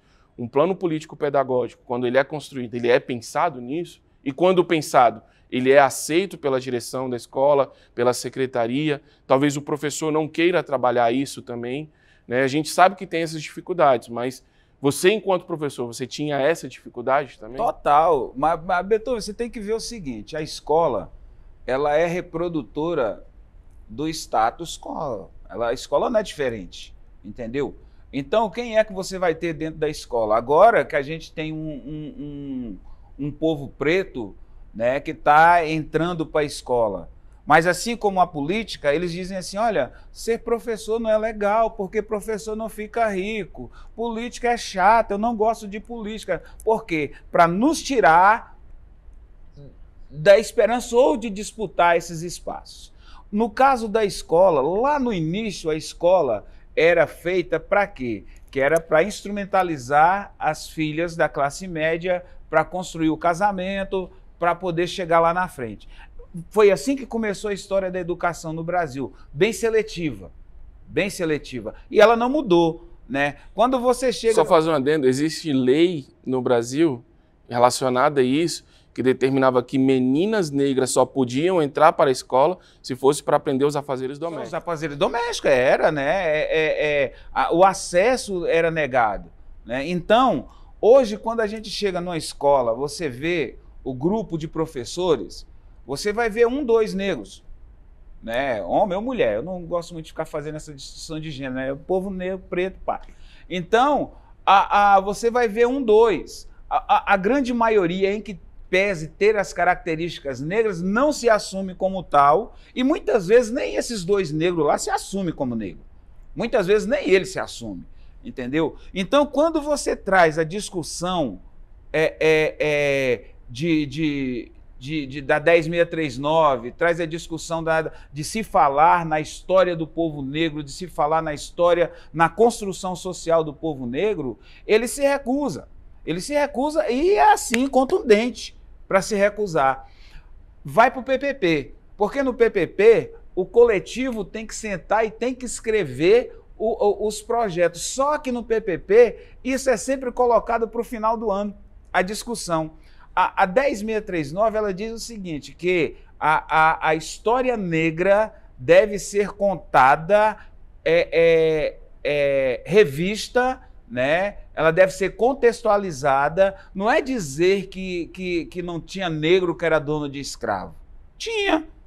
Ué, o primeiro presidente do Banco do Brasil era um negro, um dos mais ricos do Brasil, e a fortuna dele foi construída na questão de escravo. Era um mercador, entendeu? Em que pese o Banco do Brasil clarear a foto do cara, coloca ele lá como... Mas era negão, era amigo do imperador, era aquela coisa todinha. Então, nós tivemos sim, mas nós temos que contextualizar, né? Como foi construído isso? Como é que depois desse processo todo, como foi visto essa sociedade, como esse povo é visto na atualidade? E isso tem que partir de dentro da escola. A escola é fundamental para isso. Por exemplo, eu acho que o Luther King fala isso belíssimo, né? Criança não nasce com preconceito. Ela se torna preconceituosa. Ninguém nasce racista, a pessoa se torna racista, né? As brincadeiras no clube, as brincadeiras na igreja, as brincadeiras nos espaços coletivos que alimenta uma ideia desde criança de que uma raça é superior e outra é inferior. Quando ele vai para dentro da escola, ele tem isso reforçado pelo professor. Aí o professor vira e fala assim, não, eu não sou racista. Tá, bacana, tu não é racista. Qual tua atitude quando tu vê uma ação racista? Ah, eu faço de conta, faço de conta que não aconteceu. Quando faz isso, ela reforça, porque diz para aquele menino que praticou o racismo, não, tá bacana, você pode fazer com ele, porque isso aí vai ficar tranquilo, né? Você só não faz mais assim, muito assim, porque, né? Pega mal. Eu sempre falo isso quando eu estou conversando com professores, eu sempre coloco isso porque eu acho interessante o professor perceber isso. O professor, início de ano, é fatal isso, é fatal, principalmente na periferia, lógico, né? A mãe, normalmente ela chega atrasada porque ela sai de casa correndo, porque ela já também não está querendo ir, a criança já levanta ranhetando ali para não ir, e aí ela vai arrastando o menino pela mão. Com a mochila que é maior do que ele, o moleque chega a estar despencando e ela arrastando a ele pela rua. Quando chega na escola, ela entra esbaforida. Hoje não mais, porque ela não tem acesso até a sala. Mas ela chega no portão, entrega para a porteira e fala assim, olha, primeiro dia de aula, ela fala assim, olha, isso aqui é o diabo em casa, hein? Isso aqui é o cão. Isso aqui não tem quem aguente com isso. Mas aqui é para tomar juízo. Você está autorizada, não fez, pode puxar a orelha, pode... Transfere para a escola um dever, né? Transfere para a escola. E outra coisa, quando aquela criança chega ali e a mãe faz questão de fazer esse discurso no meio de todo mundo, porque ela também quer ser vista. Ela também quer um minuto que alguém perceba ela. A dor dela, né? É a dor dela. E ela faz aquele discurso ali, né? Ela botando o filho para ser espancado com muita dor. Mas aí tem um grupo de alunos que está escutando. O moleque é danado, é terrível. E o moleque é ruim. O moleque escuta aquilo, ele acha e ele leva aquilo para a sala de aula e ele vai dar porrada no filho dela. É aquele menino que vai ser, dentro do banheiro, ele vai ser violentado, porque isso acontece nas escolas. Ele vai ser violentado dentro do banheiro, ele vai levar porrada dentro do banheiro, ele vai ser, vai tomar o lanche dele dentro do banheiro, ele vai ser obrigado a fazer as atividades do colega, que é o bambambam, dentro do banheiro. Entendeu? Então, a gente tem que ver isso. A 10639, ela vem para desconstruir. Mas se o professor, se a escola não abraçar, e achar que a discussão em torno da população negra é vitimismo, é revanchismo, que não tem nada a ver, que já está tudo bacana, misturar a 10.639, a história negra com a história dos estados para poder maquiar, para poder florear ali, é reforçar esse racismo, é reforçar esse preconceito. Né? Eu acho que de fato é isso, né? Acho que tudo que a gente falou, a gente precisa realmente de uma disruptura realmente do que a gente tem, superar essas barreiras aí, principalmente da ausência de educação, formar novos pensadores, né? Permitir que o contexto político entre na escola, principalmente para a criança carente, né? A criança em regiões de vulnerabilidade reconheçam quem são elas dentro da nossa sociedade, né? A educação, ela promove, sim, a flutuação social, promove, mas isso eu acho que vai depender muito mais de uma superação dessas barreiras que a gente tem hoje, da ausência de mulher negra, da ausência de negros, da ausência de indígenas, nas casas legislativas, né? Ou talvez também no Poder Executivo, também, quem sabe logo, logo a gente consiga alcançar uma mulher negra aí na presidência desse país, né? Para ter um olhar diferente, um olhar realmente de materno, né? Fraterno, materno, para a nossa sociedade que vem sofrendo e vem acumulando sofrimentos a cada ano que passa aí. Beleza? Acho que é isso, né, Lívia? Acho que sim, acho que de tudo que a gente falou, eu acho que é que a gente, acho que o processo todo da gente, que a gente está falando aqui do racismo e a gente vê que isso está difundido, né, na sociedade, não é uma pessoa que é racista, não tá na nossa estrutura, como muito se fala hoje de racismo estrutural. Então, eu acho que a gente precisa, de fato, de instrumentos para romper com essa estrutura, né? Para modificar a estrutura. Eu acho que isso passa por uma educação do nosso povo, educação nesse sentido de reconhecimento coletivo mesmo e de reconhecimento de si próprio, porque, como você falou, muito engraçada a expressão de a pessoa não se assume como negra, porque negra ela é, né? Talvez ela não reconheça isso e não fale sobre isso, justamente porque talvez seja uma vergonha, talvez seja visto como vitimismo, talvez, enfim. Então passa por esse processo de entender mesmo o que é isso, de como a gente pode trabalhar isso, assim, né? Como que isso pode funcionar, a gente entender como isso funciona para nós socialmente e entender como a gente pode lutar contra isso, eu acho, né? E aí eu acho que isso passa também pelo processo, de novo, você estava falando dos professores, vão ter um ou dois que são negros e que às vezes nem se assumem, mas eu acho que tem a ver também com a gente ter professores negros, a gente ter políticos negros, a gente ter advogados negros, a gente ter médicos negros, né? Eu até outro dia estava vendo isso. Alguém falou sobre ser atendido sobre médicos negros, eu fiquei pensando, cara, eu acho que talvez eu nunca tenha sido atendido por um médico negro, assim. Então, a gente conseguir alcançar esses lugares e a partir daí conseguir talvez modificar mais ainda as estruturas, porque acho que só para alcançar já é o furar a bolha, hoje é furar a bolha hoje, né? Uhum. A maioria da população negra não está nesses lugares. Então é a gente conseguir furar essa bolha e conseguir a partir daí trazer alguma mudança de estrutura, eu acho, que passa pela política, porque passa por política pública. Estava falando de loja, de, enfim, ambientes privados no geral, não vão mudar por vontade própria, eles não vão mudar porque eles querem ser legais, porque eles falam, talvez até mude, mas aí a diversidade por si só, sem ser inclusão verdadeira, né? Então acho que necessariamente vai passar por política pública, vai passar por uma mudança que precisa vir da política, e eu acho que para vir essa mudança da política a gente precisa pensar em representantes negros que vão pensar em toda essa questão. É isso.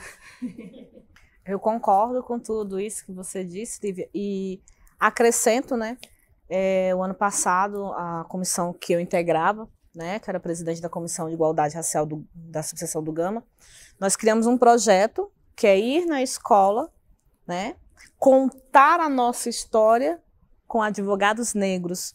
E assim, o que eu pude perceber que como é diferente um professor em sala de aula contando toda a trajetória, né, aquelas dos livros, e como é diferente quando é um negro contando a trajetória do seu povo. Então, isso fez com que algumas crianças que muitas vezes se negam, porque existe muito a criança que ela não é nem que assim, ela não queira ser negra, porque para ela não é vantagem ser negra, e ela sente vergonha de ser negra, porque ela já sabe o resultado do final de ser negra. Então, assim, dela ter ali advogados, querendo ou não, são, né, é uma profissão que a gente sabe que poucos têm, né? É um status. Então, assim, ela está ali vendo um monte de advogados negros contando a história do povo dela. Então, aquilo para uma criança ainda acende uma esperança assim, eu ainda posso lutar. Então, assim, é um projeto que a gente, né, começou o ano passado e que, se Deus quiser, vai ter força para continuar esse ano, que faz com que essas crianças, que a maioria são negras, estão ali e que muitas vezes nem terminam o segundo grau, para ali no fundamental, mas que a gente possa dar energia a essa criança para que ela possa acreditar que ela tem que lutar e junto lutando a gente possa trazer para a política, a gente possa trazer aquela mulher negra para ela acreditar que ela pode se candidatar e ter apoio, que a gente possa ensinar o nosso povo negro a se unir, porque nós somos muito desunidos e muitas vezes deixamos de votar num negro para votar num branco, porque o branco é bonitinho, porque o branco fala bem, passa credibilidade, porque aquilo lá eu acho que ele não vai roubar, porque ele é branco, eu sou um preto. Então, assim, isso é muito importante. Então, assim, é um trabalho de formiguinha nosso, é nossa obrigação instruir esses que não sabem, né? E na esperança que a gente possa se unir para crescer. Pelo menos assim, esse é o meu voto, né? E aí, falando da questão que você estava falando da violência doméstica, eu fui chamada para dar uma entrevista numa TV de Minas, para falar sobre o aumento da violência doméstica contra a mulher negra. A matéria é essa. E aí a primeira pergunta é, doutora, por que você acha? Porque nós somos a maioria. Já começa por aí, nós somos a maioria. E a maioria, pobre. E quem apanha mais é pobre. Então é lógico que vai aumentar a demanda da mulher negra apanhando. Eu acho que a resposta não foi muito o que ela esperava, é óbvio, mas assim, gente, a gente tem que ter a noção disso. É lá, é na favela, é na periferia, é na Ceilândia da vida, que a mulher vai apanhar mais. Porque ela não tem instrução. E quando ela vai numa delegacia, muitas vezes é frescura dela, ela não é ouvida, o boletim de ocorrência não é feito, aí a mulher branca, quando ela apanha e ela tem o dinheiro, ela vai com um advogado, é feito o boletim lá, ela está sofrendo psicologicamente, ela está numa depressão, meu Deus, coitada dessa mulher, vamos pedir logo uma indenização para essa mulher. E a mulher... Isso, afastada do emprego, porque ela está abalada psicologicamente. Agora, a mãe preta solo que está lá na Ceilândia, ela vai trabalhar. Como o Norberto mesmo disse, com o olho roxo, mas vai. E vai dentro do ônibus, para todo mundo ver que ela apanhou. E todo mundo sabe, porque os vizinhos tudo viu ela gritando de madrugada. Então, assim, tem toda essa construção que a gente precisa também, dentro do nosso povo negro, se unir para desconstruir essa imagem, né, que a gente carrega, né, muitas vezes pesada, de que é coisa ruim, e também se unir para conseguir vencer e aumentar a esperança dessas crianças, que eu acredito que é responsabilidade nossa também. Eu deixo para você. Era para você. Veja só, antes de mais nada, viu, Beethoven, a todas vocês, né, que vocês são advogados, eu axé mesmo, muita luz a vocês. Eu me sinto muito honrado em participar desse grupo, não sendo advogado, né, como vocês sabem, mas eu estou vendo um processo de construção bacana, né? A minha formação, como eu já disse, a história, a geografia é outro caminho, mas não é distante da advocacia, porque não existe advocacia sem história, né? Não existe advocacia sem conhecimento geográfico, então não é muito distante. Com relação a tudo que a gente falou, eu acho que isso é o início de uma caminhada, né? Nesse nosso contexto. Lógico, tem gente que vem caminhando há muito tempo, é o início de uma caminhada. E eu acho que a gente tem, eu sou otimista por excelência, né? Eu costumo dizer o seguinte, de onde eu vim, aonde eu estou, eu não tenho o direito de ser pessimista. Não tenho, eu não tenho o direito de ser pessimista. Como o Beethoven colocou, eu sou uma pessoa que eu cheguei em uma certa patamar social que eu sei que eu não vou mais passar fome, né? Eu sou uma pessoa que eu posso andar de carro no meu dia a dia, eu posso entrar na loja, inclusive observar os nossos perseguidores e tirar onda com a cara deles, né? Entendeu? Mas não é o suficiente, não é o suficiente, né? E eu me coloco, como já coloquei outras vezes, viu, Beethoven? E a vocês, meninas, eu me coloco chamando meninas porque vocês são muito mais novas do que eu, né? Eu já estou com 60 e carqueirada e vocês são crianças, né? O Beethoven é menino, né? Então eu me dou o direito de chamar vocês de meninas. Eu estou à disposição a qualquer momento, a qualquer hora, para essa bandeira, logicamente, né? E eu sou progressista também, tá? Minhas críticas não é uma crítica, são críticas para a construção de um progressismo que seja verdadeiro, que ele olhe para a população e realmente a gente consiga que o projeto que aí vem, que a gente consiga realmente inserir o povo negro no projeto Brasil, né? Não existe Brasil sem preto. E a gente tem que fazer com que essa população seja inserida dentro do contexto social para que a partir daí a gente possa realmente brigar por melhoria e fazer uma discussão mais ali, opa, agora sim, a gente é amigo, a gente pode sentar no botequim, tomar cerveja, bater no ombro, você me chamou de negão, vou até rir contigo, vou te chamar de galego numa boa, mas por enquanto não, irmão, não rola porque você está lá querendo me pisar para chegar lá. Obrigado a vocês, muito axé, luz, paz para nós, viu? Obrigado mesmo, viu, Beethoven? Eu concordo, eu também sou progressista e concordo com tudo o que o senhor falou. E a nossa questão hoje é realmente isso, incentivar a população preta e mostrar para a população preta que pode, que consegue, e a gente precisa um levantar o outro, como a maioria das feministas falam, né? Uma mulher levanta a outra e levanta todas nós ao mesmo tempo. Então a gente precisa também fazer isso e colocar isso na cabeça da população negra, que votando em preto, ele vai estar ajudando ele e vai estar ajudando toda a sua população. Então, aproveitar que esse ano é um ano de eleição, é um ano de mudança, que Deus quiser, a gente tem um Brasil melhor ano que vem, amém.